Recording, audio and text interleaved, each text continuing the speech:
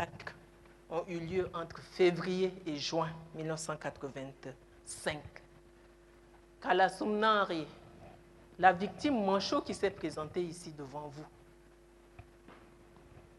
il est le rescapé de massacre de Maïbo. Les 17 personnes, il vous a expliqué, qu'on a sélectionnées après avoir mis tout le village, tous les habitants du village sur la place publique pour soi-disant leur livrer un message du président de la République.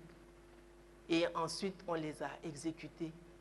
Kalasoum Nanré est rescapé de ces massacres de 17 personnes de Maïbo.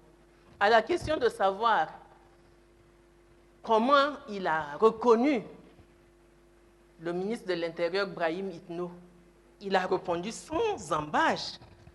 C'est lui qui s'est présenté. Parce que, Monsieur le Président, Messieurs les juges, c'est une mission que les gens accomplissaient avec beaucoup d'ardeur, avec beaucoup de zèle, les visages découverts, parce que personne n'avait peur de rien. Cette mission venait de M. Hissène Habré, qui avait le contrôle de tout, qui était le Dieu sur terre. Donc, plus rien à craindre. Il fallait se présenter. M. Hissène Habré nous a envoyés. Vous devez nous dire où sont les codos. Si vous ne nous dites pas où sont les codos, c'est vous-même qui êtes des codos.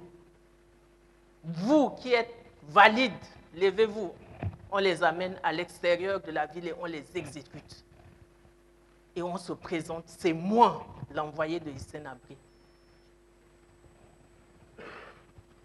Une archive de la DDS confirme également la présence du ministre de l'Intérieur dans le Logone oriental. C'est la cote D2029/32. M. Ibrahim Itno et son équipe, ils ont installé leur quartier général à Bodo. Et c'est de Bodo qu'ils ratissaient les villages à la recherche d'âmes à exécuter. Il fallait tuer tous les bras valides, incendier les habitations et les greniers.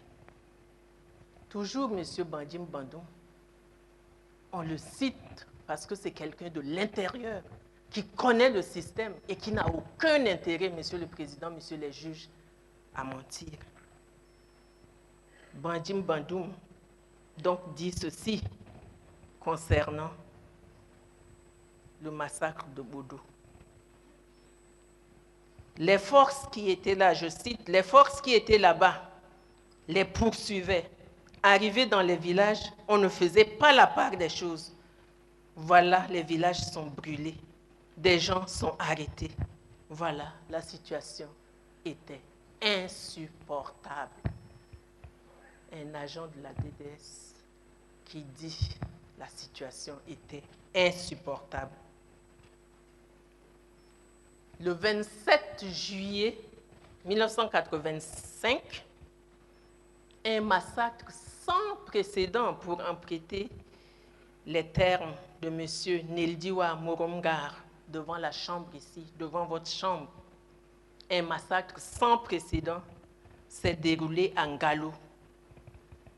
Il a expliqué que les militaires ont attaché les villageois, ont tiré dessus, puis les ont brûlés. Quelle cruauté! Il y a des gens qui étaient brûlés vifs parce que le coup, la balle ne les a pas achevés. Brûlés vifs. Neldiwa, qui a témoigné devant vous, lui a reçu une balle et a eu la vie sauve parce qu'il s'est fait passer pour mort. Les experts anthropologues argentins ont effectivement identifié les corps de plusieurs victimes de Ngalo et le rapport est dans le dossier. En plus des villages que je viens de citer, plusieurs autres villages dans le Logone occidental et le Logone oriental ont été la cible des militaires pendant la période s'agit de Nabo, Mainkolo, Simai, Sako, Ngasot 1, Ngasot 2, Biri, Kabassi, Nongimala et Wangtayan. Imaginez, Monsieur le Président, Monsieur le Juge, que dans chaque village, il y a au bas mot 15 à 20 personnes exécutées, ces villages brûlés. Revenons maintenant un peu au massacre de Delhi. C'est la parfaite illustration de la détermination de M. Hissène Habré de s'attaquer à la population civile. Pourquoi nous disons cela?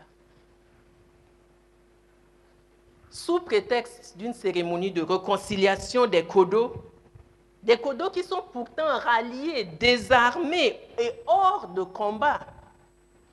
Hors de combat, Monsieur le Président, parce qu'il s'agissait d'une cérémonie pour les reverser dans l'armée et pour leur donner leur pécule. Et ils avaient été rassemblés dans une ferme agricole. Cette ferme agricole où habitaient des fonctionnaires civils, des cadres civils avec leurs familles. Comment peut-on imaginer, si on ne voulait pas en faire aux populations civiles, comment peut-on imaginer qu'on a l'intention d'aller, ce n'était pas pour la réconciliation, mais pour s'attaquer aux Kodo, et on les amène dans une ferme agricole où habitent les cadres civils avec leurs familles, femmes et enfants.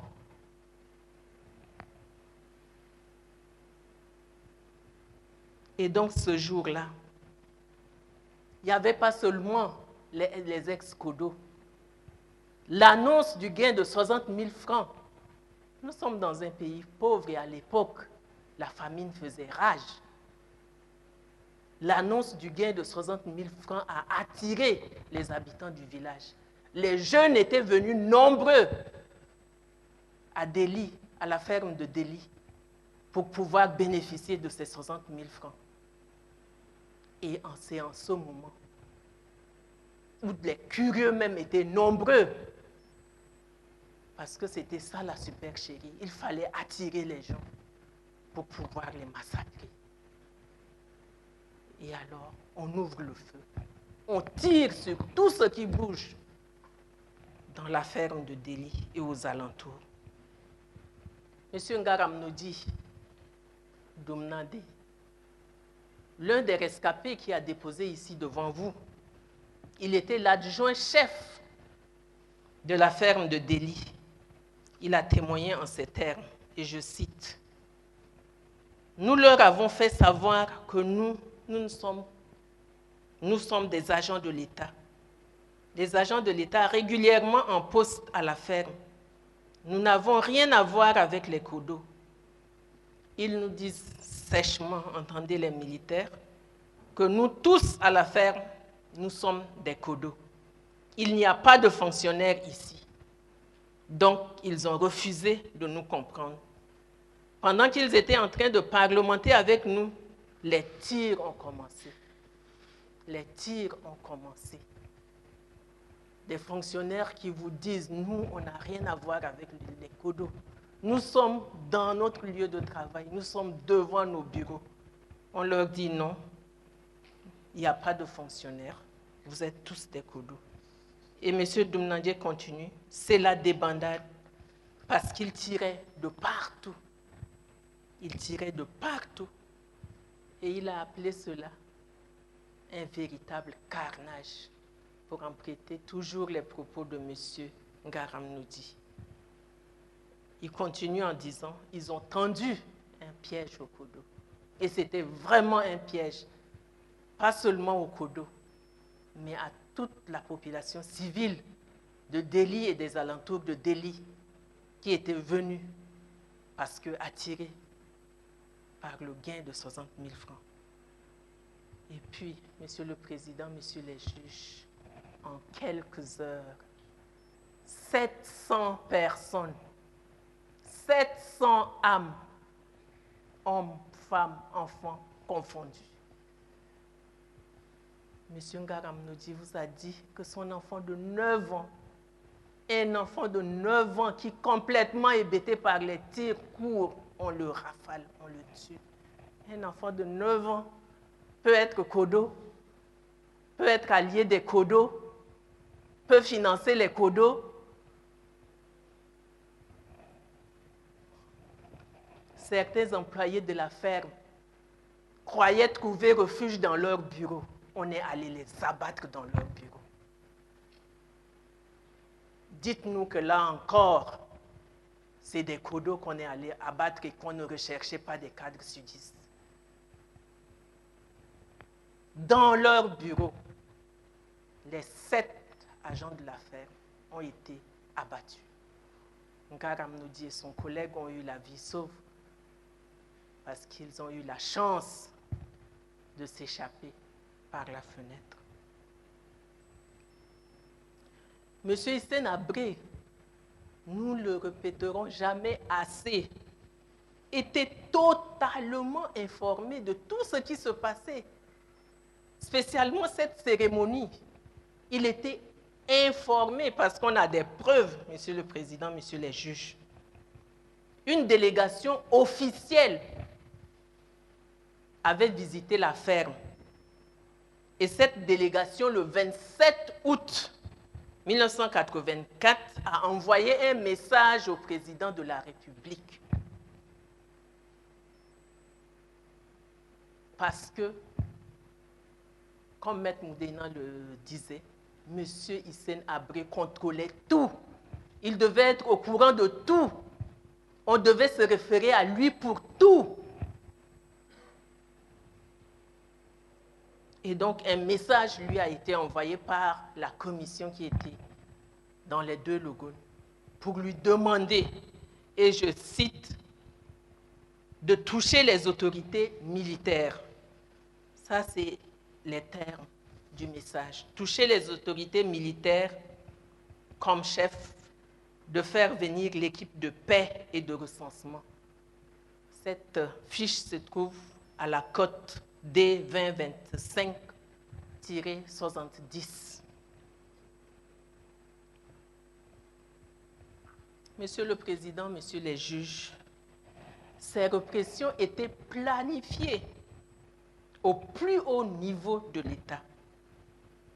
Ils étaient planifiés au plus haut niveau de l'État et portaient la marque de la terreur. Rien n'était simple. Et rien n'était laissé au hasard. Il fallait que la terreur soit à son comble. Et la question de la responsabilité de Hissène Habré est plausible. Plusieurs éléments déjà portés à votre attention et d'autres que je porte maintenant prouvent qu'il est vraiment le seul responsable. Parce que si on s'hasarde peut-être à dire que ces massacres sont perpétrés par les militaires de FAN, de la garde présidentielle ou autres services, tous ces services sont placés sous son autorité. Les forces armées nationales, la garde présidentielle, la sécurité présidentielle, comme bien retracé dans l'image qui est là-bas, c'est Hissène Habré au centre. Tout se passait sous son autorité. Il était le point central. Il donne des ordres, les ordres sont exécutés, on lui rend compte, et il donne des ordres, il contrôle, il fait tout. La défense en fera son chou gras.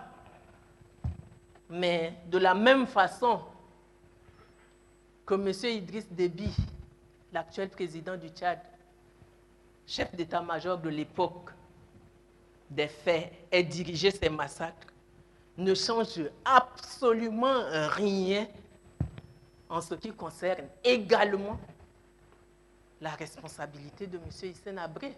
Ça ne change absolument rien en ce qui concerne sa responsabilité directe ou en sa qualité de supérieur hiérarchique.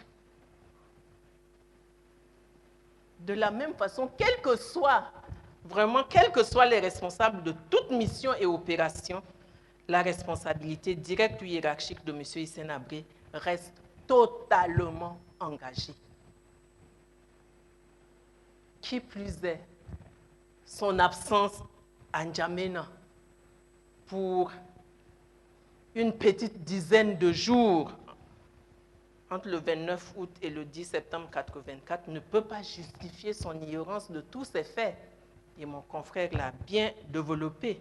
Ça ne peut pas l'exonérer de sa responsabilité.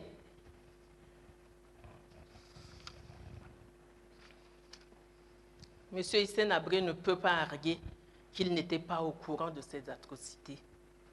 D'autant plus que ce fameux Mahamat Fadil, lui, il ne s'en cache pas. Il affirme, à qui veut l'entendre, qu'il dépend directement de M. Hissène Habré. Et ça, il le dit même à ses collaborateurs, comme pour s'en glorifier. Lors de l'arrestation de Mme Mandjere, le préfet intérimaire de SAR a voulu intervenir. Il lui a retorqué qu'il dépendait directement de M. Hissène Habré et qu'il n'avait rien à faire à un préfet, qui qu'il soit.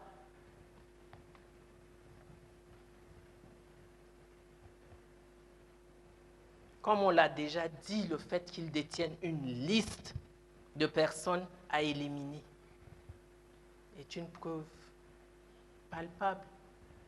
Et il se basait, parce que la DDS était partout, il se basait sur une toile de renseignement qui lui faisait remonter les informations. Parce que vous arrivez quelque part, on vous dit que monsieur Dr Ndem est à la SONASUD, il faut que quelqu'un vous le dise. Les renseignements étaient tissés de telle sorte que la DDS savait où se trouvaient les gens qu'il cherchait, quand on pouvait les prendre, et on allait les prendre partout. M. Hissène Habré était, par exemple, parfaitement informé des exactions à SAR, et nous avons un rapport mensuel en date du 31 octobre 1984, côté D 20-25-58, par lequel le chef de la DDS du Moyen-Chari informe le directeur de la DDS à N'Djamena de la situation sécuritaire à SAR et lui indique que des militaires commettaient des exactions à SAR. Si le directeur de la DDS est informé, M. Hissène Habré est automatiquement au courant. Rappelez-vous, Monsieur le Président, Messieurs les juges, la DDS, c'est les oreilles et les yeux de M. Hissène Habré. Et la relation ici est claire. Quand vous voyez le directeur de la DDS, il reçoit des ordres et il rend compte. Et il le fait d'une manière journalière. Les massacres au sud du Tchad étaient connus aussi internationalement. Il existe dans votre dossier des coupures de presse qui montrent que la communauté internationale s'était préoccupée de la situation au sud du Tchad. Le Monde Hebdo du 26 octobre 1984, par exemple, dit ceci, et je cite: « À SAR, où le couvre-feu officiel est fixé à minuit, plus personne ne sort dans les rues à la tombée de la nuit, de peur d'être victime d'une balle perdue tirée par les éléments d'une patrouille fente. De plus, les autorités administratives, préfets, sous-préfets et chefs de canton sont relevés de leurs fonctions et remplacés par des militaires. Certains fonctionnaires disparaissent mystérieusement. Les cadres sudistes rapportent plusieurs témoins sont systématiquement persécutés, comme Abbé Bidja, où 80 personnes, dont plusieurs cadres de l'Office national du développement rural, auraient été exécutées, ou à Banda, où 7 responsables de la SONASUD, Société nationale sucrière du Tchad, auraient été fusillés. Des témoins affirment avoir découvert des charniers de plusieurs dizaines de corps dans la région de Sarre, ville où la répression a été confiée à une personnalité de sinistre réputation, M. Mamad Fadil, ancien directeur de la sûreté. Ce Mamad Fadil qui se réclame répondre directement de M. Hissène Habré. Et je continue sur la presse internationale. Lors d'une conférence de presse que M. Hissène Habré a accordée à Europe 1, il lui a été posé une question sur la question des massacres du Sud. Et M. Hissène Habré répond ceci. Il y a bien sûr dans cette situation des gens qui ont été arrêtés, qui sont emprisonnés pour avoir entretenu des complicités avec les fauteurs de guerre. Et ceux-là resteront en prison, passeront devant les tribunaux et seront jugés en bonne et due forme. Mais Monsieur le Président, Messieurs les juges, aucune de ces personnes arrêtées arbitrairement n'a été présentée à un juge. La plupart a été exécutée sommairement ou est mort en détention. On n'entre pas dans la prison de la DDS pour en sortir vivant. On déclaré plusieurs témoins qui se sont succédés ici, devant vous. On n'entre pas dans la prison de la DDS pour en sortir vivant. Toutes les victimes également qui se sont succédées ici, et nous l'avons aussi dit, ont confirmé n'avoir jamais été présentées à un juge. Non seulement M. Hissène Habré était informé, mais cela se passait en toute impunité. M. Hissène Habré n'a rien fait pour arrêter les massacres au sud du Tchad et désamorcer la crise. L'exécution, Monsieur le Président, Messieurs les juges, des 2 individus supposés responsables des exactions en Ngalo est tout simplement un bluff. Par contre, les auteurs bien connus des massacres au sud, des exactions au sud, sont protégés. Mamad Fadil, Zakaria Berdey, Ahmed Dari, personne n'a été inquiété. Et M. Hissène Habré savait qu'il commettait ces exactions parce que c'est lui qui les a envoyés.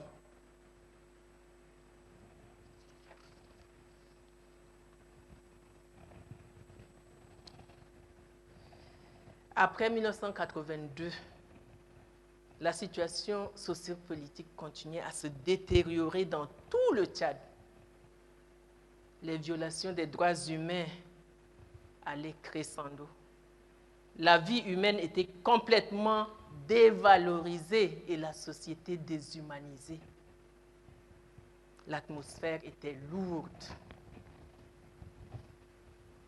La peur, Monsieur le Président, Messieurs les juges, la peur était partout. La peur d'être dénoncé, la peur d'être arrêté, la peur d'être torturé, la peur d'être exécuté, la peur de disparaître de cette planète Terre. Les gens ont peur, la population a peur. À cette époque-là, la vie tenait à 2 maîtres mots, exil ou résignation. Exil ou résignation. Mais pourquoi les gens avaient-ils peur? Pourquoi tant de peur? Une éminente personne qui a comparu ici en tant que témoin, quand vous avez, avec insistance, voulu savoir pourquoi il y avait la peur, c'est comme s'il avait encore peur. Il vous a tout simplement dit, la répression. Il ne voulait même pas sortir le mot. Il vous a dit la répression. Entre 1982 et 1990, le régime de M. Hissène Habré éliminait toute opposition politique supposée ou vraie. Il utilisait d'une manière systématique la torture, que ce soit la torture physique ou morale, à l'encontre de toute personne arrêtée, détenue par la DDS, tous sexes confondus, adultes et enfants, et sur les femmes enceintes. Ces personnes ont subi des conditions inhumaines de détention. Les viols, les abus sexuels dans les lieux de détention étaient quasiment systématiques. Et même, Monsieur le Président, Messieurs les juges, si l'atteinte à la sûreté de l'État est alléguée dans certains cas, rien ne justifie la torture, les traitements inhumains et les disparitions. Bandim Bandoum, cet ancien agent de la DDS, reconnaît, Monsieur le Président, que les tortures étaient obligatoires. Les tortures à la DDS étaient obligatoires. Vous n'avez pas le choix. Vous êtes arrêté, on devait vous torturer. C'était obligatoire. Et il le dit en ces termes. Les interrogatoires et les tortures étaient systématiques. C'était quelque chose qui était obligatoire. Même si la personne reconnaissait les faits, le directeur demandait plus de clarification et donc demandait à ce que les officiers qui interrogent utilisent la torture pour pouvoir obtenir plus d'aveux. Ce sont des choses qui étaient réelles au sein de la DDS. Ça, c'est M. Bandim Bandoum qui le dit. La pratique de la torture était systématique et bien organisée. Les tortionnaires, principalement ceux qui sont là autour de M. Hissène Habré, recevaient des instructions précises de lui-même, directement, ou par le biais du directeur de la DDS. C'était, comme le disait Maître Oudénan, de la paranoïa. M. Hissène Habré voyait le mal partout, des ennemis à abattre partout. Il y avait des commissions dites d'interrogatoire serrées. Et c'est toujours les agents de la DDS qui le disent. Et qui le disent à Maître Mamata Sanabakar, président de la commission d'enquête nationale. Et pour les interrogatoires serrés, c'est M. Yaldé Samuel qui l'affirme. Mais M. Bandim Bandoum l'a aussi reconnu devant vous ici que les interrogatoires serrés se faisaient au sein de la DDS. Et tenez-vous bien, même les alliés de M. Hissène Habré n'étaient pas épargnés. Quand ils sont pris, ils sont passés à la même casserole. Hassan Diamous, chef d'état-major des Fentes, le commandant Galiam, Brahim Itno, ministre de l'Intérieur, Gali Goté, son directeur de cabinet, ils n'ont pas échappé quand ils étaient arrêtés. La torture était obligatoire, systématique. Beaucoup des experts et les témoins de contexte ont également témoigné de la systématisation de la torture dans les geôles de la DDS sous le règne de Hissène Habré. Monsieur Josué Doumassem Ngarndi-Grand, qui a comparé aussi devant vous, est l'une des personnes arrêtées dans l'affaire des tracts alors qu'il n'y était même pas mêlé. Il a témoigné qu'il a été torturé à l'Arbatacha. Mon confrère vous disait que c'est l'une des formes de torture savamment inventée par Hissène Habré et ses sbires, mais la plus répandue. Toutes les personnes arrêtées à la DDS quand vous leur posez la question, ceux qui ont comparu ici devant vous commencent à dire « j'ai été arrêté, j'ai été attaché à l'arbre à Tachar ». Monsieur Doumassoum est la personne qui a soigneusement dessiné toutes les formes de torture que vous trouvez dans le rapport de la Commission nationale d'enquête. Les formes de torture sont légion. Il y en a tellement. Et elles rivalisent de cruauté. Et les tortionnaires de la DDS également rivalisent dans leur utilisation. À qui utilisera le plus grand nombre de formes de torture sur une personne? Je vais en citer quelques-uns très rapidement. Il y a l'ingurgitation forcée d'eau, l'immersion dans le fleuve, le supplice de peau de chapement, le supplice des baguettes, le supplice du piment, la flagellation, les décharges électriques sur les parties intimes, l'extraction des ongles, les violences sexuelles, les brûlures, la pulvérisation de gaz et d'insecticides dans les yeux, les exécutions simulées, l'enfermement collectif ou individuel avec des cadavres et la diète noire. La diète noire, Monsieur le Président, était également une forme de torture la plus répandue. Plusieurs victimes ici devant vous ont affirmé avoir été gardées pendant des jours sans boire ni manger. Toujours sur la question de la torture, on a de nombreuses archives de la DDS qui évoquent ouvertement la torture, ce qui prouve encore que la pratique en est vraiment systématique. Dans une lettre adressée au directeur de la DDS, il est écrit ceci: « C'est en le contraignant à révéler certaines vérités qu'il a trouvé la mort. » Cette phrase, vous le trouvez dans un procès verbal d'audition de la DDS du 30 août 1986. Dans un autre procès verbal d'interrogatoire de la DDS, il est écrit ceci: « Le prévenu n'a reconnu certains faits qui lui sont reprochés qu'en dernière position, après lui avoir infligé une correction physique. » Un autre procès verbal encore du 1er août 1986 précise: « Le prévenu persiste à maintenir sa première déposition malgré l'interrogatoire serré à laquelle nous l'avons soumise. » Et ça, c'est un PV du 1er août 1986. Tous ces procès-verbaux sont cités dans le livre « La plaine de mort » qui figure dans le dossier.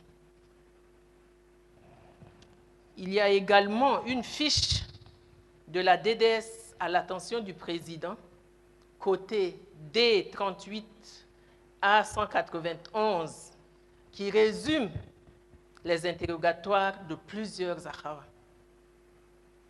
Et il dit ceci, je cite: « Des interrogatoires serrés auxquels il a été procédé, tous les prévenus ont fait à l'unanimité preuve d'une très mauvaise volonté et d'une malhonnêteté. À cet effet, certains déclarent sans détour n'être au courant de rien du tout, d'autres par contre manquent du sang-froid, demandent plutôt qu'on mette fin à leur vie. » Il n'y a pas de doute que la torture avait droit de citer sous le règne de Hissène Habré, était systématique, était obligatoire. Les conditions de détention en elles-mêmes constituaient également une forme de torture. On vous a décrit ici l'insalubrité,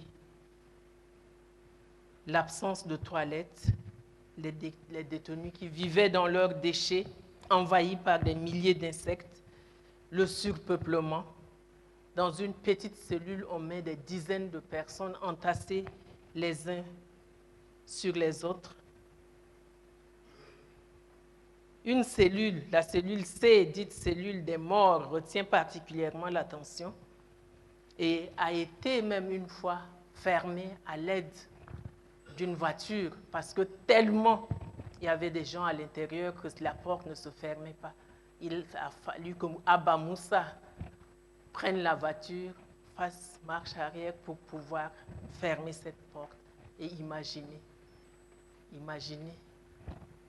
est-ce qu'une personne peut sortir vivante de cette cellule après cet exercice? Pas du tout. Les détenus étaient obligés de cohabiter avec les cadavres. Il n'y avait pas d'eau, insuffisamment, pas de nourriture. La nourriture était avariée, mal cuite, dans des fûts rouillés. Et Hissène Robert Gambier nous a dit, c'est du poison, ça tue. La nourriture que Hissène Habré donnait à ses détenus, c'était pour les tuer, c'est du poison, ça tue. Pour Younous Madir, l'une des personnes détenues qui a également déposé devant vous ici, a affirmé que l'absence de nourriture est la pire des tortures. Les détenus de Hissène Habré n'avaient pas droit aux soins. Ils vivaient dans leurs déchets, cohabitaient avec des asticots, des mouches, des cafards, des moustiques. Et ils étaient vulnérables à toutes sortes de maladies, mais pas de soins. Saharia et Alifa, qui ont déposé devant vous ici, ont dit qu'ils n'avaient pas les médicaments. Ils étaient impuissants devant les détenus qui étaient malades. Donc, quand vous êtes dans les geôles de Hissène Habré, la mort est sûre, mais elle arrive lentement. Et cette attente est atroce. Docteur Hélène Jaffé, présidente de l'Association pour les victimes de répression en exil, basée en France, a examiné en 1991, de 1991 à 1996, 571 victimes de torture du régime de Hissène Habré. Elle a déclaré lors de son audition devant votre chambre que la torture est le surnom de la cruauté.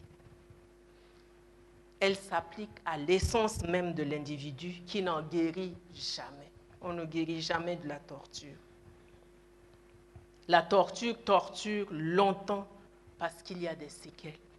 La torture torture longtemps parce qu'elle est présente dans la tête. Vous avez vu défiler devant vous ici des personnes qui étaient complètement amouchées, des personnes qui étaient complètement traumatisées. Robert Hissène Gambier est devenu malentendant parce qu'il a subi le supplice des baguettes qu'il vous a démontré ici. Il a fallu qu'on crie dans ses yeux, dans ses oreilles pour qu'il puisse répondre à vos questions.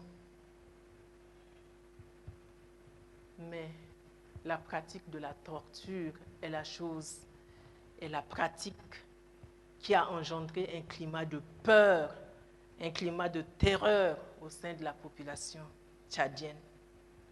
Il fallait faire peur, boucler les gens dans le silence pour mieux sévir.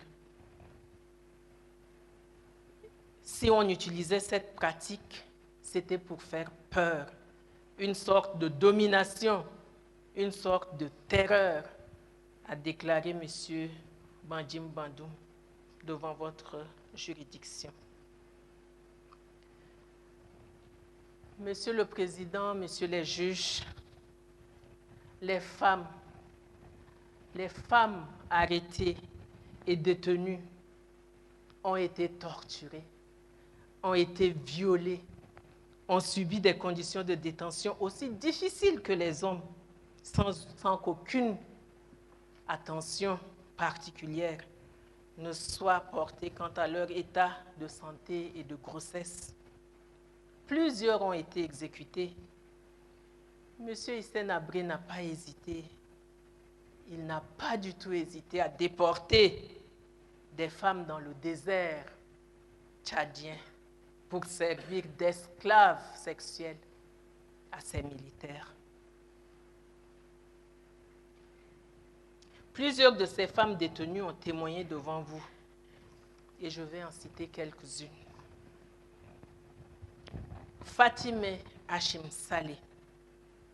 Elle était enceinte de 7 mois lorsqu'elle a été torturée par immersion dans l'eau, tabassée et brûlée avec des bûchettes d'allumettes durant son interrogatoire. Elle était enceinte de 7 mois. Elle a fini par accoucher en prison sans aucune assistance et son enfant y est décédé. Son mari, qui était arrêté en même temps qu'elle, porté disparu jusqu'aujourd'hui. Vous l'avez vu verser des chaudes larmes ici devant vous. Ginette Ngarbay, également enceinte quand elle était arrêtée. Elle a raconté une semaine de calvaire où chaque jour, Issa Arway, le fameux Issa Arway, toutes les victimes le connaissent. Issa Arway l'enlevait chaque jour pour l'amener, pour être torturée et violée. Elle a accouché dans les locaux sans aucune assistance. Elle l'a expliqué ici en audience. Quand un confrère lui a posé la question de savoir si elle était assistée quand elle avait accouché, elle a répondu c'est ceci. Non. Quelle assistance? Cette prison, on te met là pour que tu meurs. Qui va t'assister? On te met là pour que tu meurs. Qui va t'assister? Je ne sais pas si on se représente un peu cela. Une femme qui accouche dans une cellule sans assistance aucune. L'enfant sort. On cherche un objet tranchant sur la poubelle pour couper le cordon ombilical. Le sang partout. La femme n'a qu'un seul pain. L'enfant est obligé de se coucher. Le bébé est parmi les asticots, les mouches. Ce n'est pas de ce monde. Ce n'est pas possible. Mais M. Hissène Habré l'a fait. M. Hissène Habré a créé expressément des conditions de détention inhumaines parce que personne ne devait sortir vivant de ces geôles.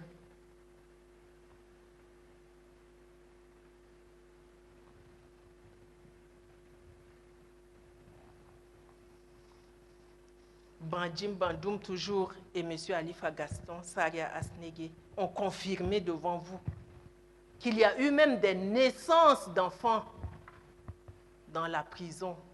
Et la particulier de ces naissances dont il parle, c'est que cette pauvre dame, Bila Amit, a été obligée de nommer son enfant Abakar Torno.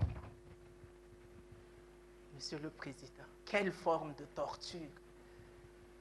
Vous obligez à nommer votre enfant du nom de votre tortionnaire.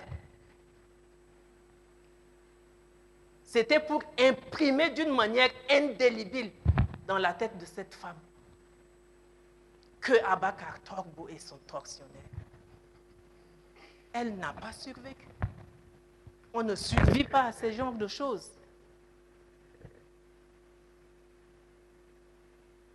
Fatime Sakin. Elle a été torturée à la DDS devant Saleh Younous. Saleh Younous, le directeur, le premier directeur de M. Hissène Habré, qui lui rend compte régulièrement, journalièrement. Fatime Sakin a été torturée devant lui. Elle vous dit qu'elle était attachée sur une chaise et a subi des décharges électriques. Elle s'évanouissait. Elle était violée. On l'avait surnommée Madame Saleh Younous. Rose Lokissim et Adjo Mokhtar, Rose Lokissim, cette brave dame, pour la punir avant de l'exécuter, on l'a envoyée en cellule C. Et comme elle n'a pas succombé, il fallait aller l'exécuter. Plusieurs détenus ont été sommairement exécutés en détention, détenus femmes, je veux dire. On a parlé de Didja, de Doudja, de Nadji Matoui, de Rose Lokissim, de Kaltouma, de Kouessé, de Kadidja. Et Monsieur le Président, la cruauté n'a pas de limite. Cette histoire de pelle et de pioche dans les geôles de M. Hissène Habré, vous devez savoir que vous allez mourir. Les détenus devaient savoir qu'ils sont là pour mourir. Et M. Abba Moussa, M. Abakar Torbo, s'y livrait à cœur joie. Les pelles et les pioches qui devaient servir à votre enterrement étaient là, exposées tous les jours. Et vous devriez les voir. Et au mieux, quand on va exécuter, on vient, on jette pour que vous attendiez votre tour. Hawa Brahim, cette petite fille de 14 ans, Monsieur le Président, arrêtée à son domicile par Mamatou Akai, gardée au commissariat pendant 2 ans. Elle vous a dit, j'étais devenue la risée de tout le monde. Une petite fille de 14 ans dans un commissariat. Hawa Brahim nous raconte ceci à propos des exécutions. Elle dit, et je le cite, « Un jour, Kadidja se sentait mal. Abba Moussa et Abakar Torbo étaient venus. Ils l'ont annoncé qu'elle était déjà libérée. Elle a applaudi. On m'a déjà libérée. Au revoir à vous. Quand elle est sortie pour embarquer à bord du véhicule, elle a vu qu'il y avait une pelle et une pioche. On l'a vue courir vers nous. Et elle a dit, « Mes sœurs, moi, on m'amène pour m'exécuter. » Et c'est là qu'on l'a amenée. On n'a plus eu de ses nouvelles. Elle était exécutée. Le régime de Hissène Habré a usé de toutes les formes de violence caractéristiques des régimes de terreur. Viol, esclavage sexuel, prostitution forcée, torture, violence sexuelle. Les femmes étaient violées de manière systématique en détention, comme l'a expliqué Ginette Ngarbay. Les séances de torture accompagnaient les viols. Adjemirami Ali a confirmé que les violences sexuelles avaient lieu dans les prisons et dans les locaux. Ça a déjà été abordé. D'autres témoins ont également confirmé devant vous ces viols en détention. Garba Akai, l'un des fossoyeurs, a déclaré concernant une détenue du nom Madina. Il dit ceci. Abakar Torbo venait, taquinait Madina. Je l'avais vu.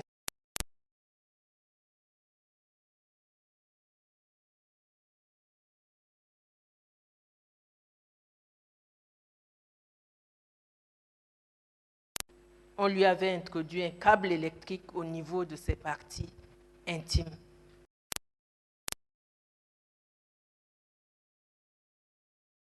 Président, les femmes qui ont défilé devant vous ne représentent pas l'ampleur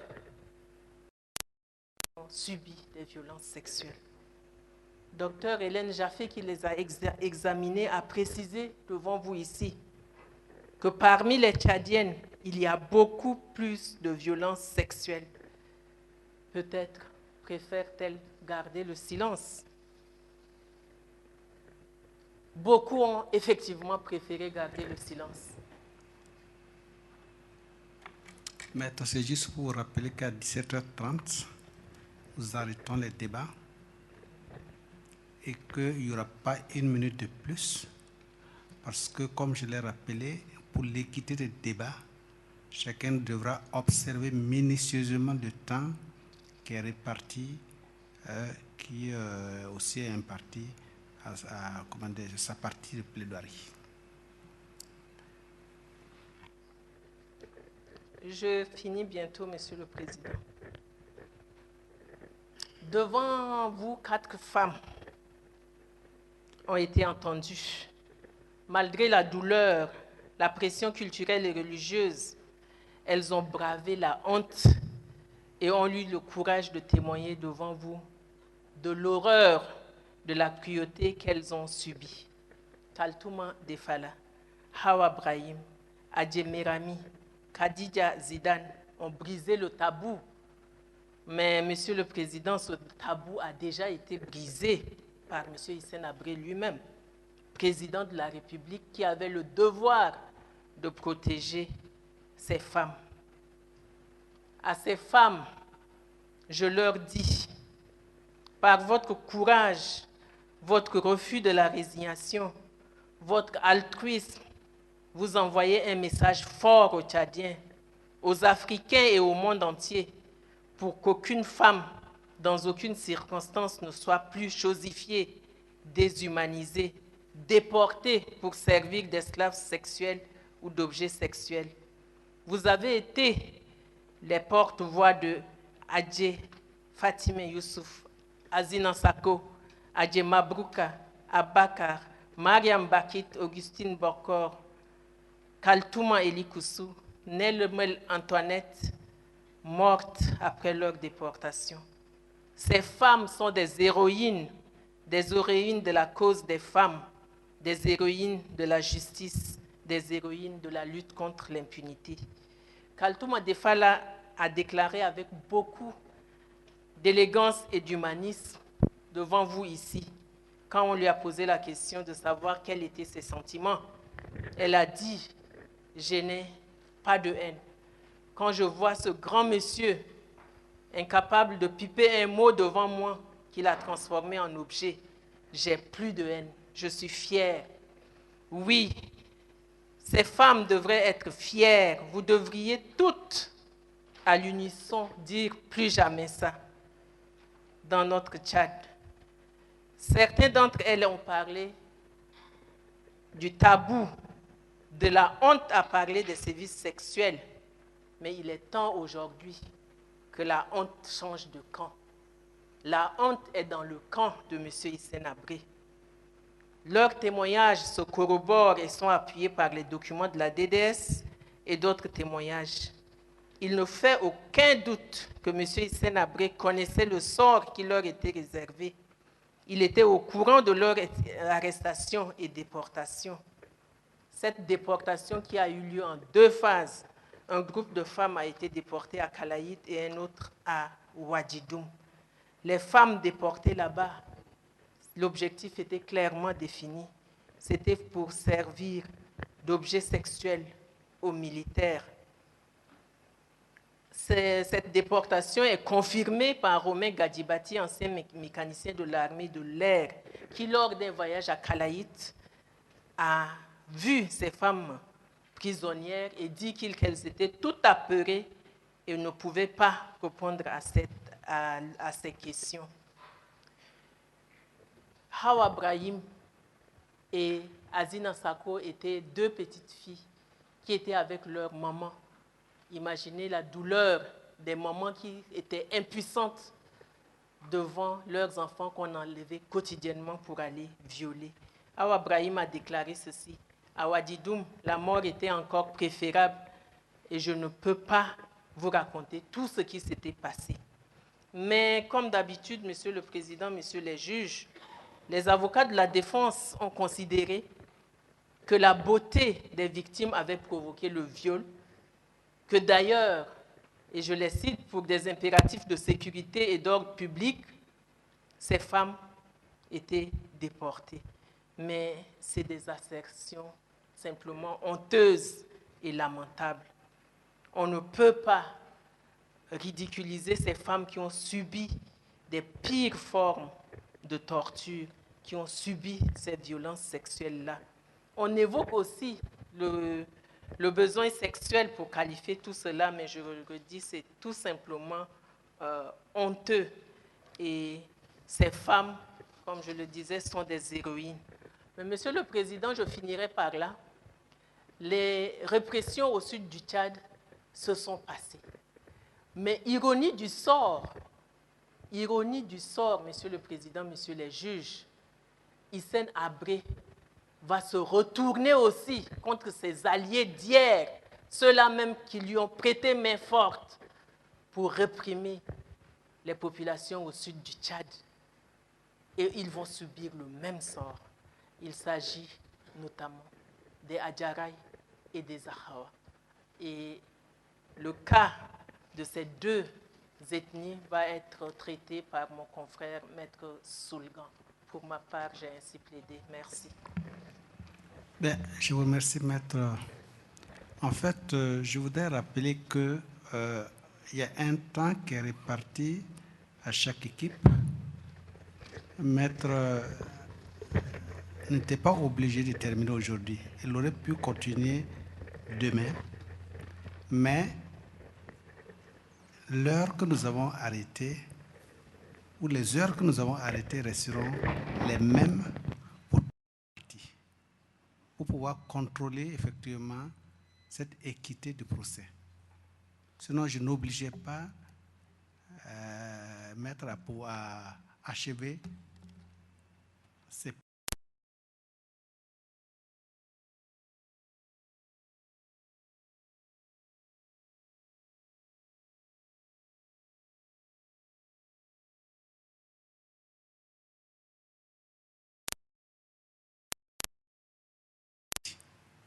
Je vous remercie.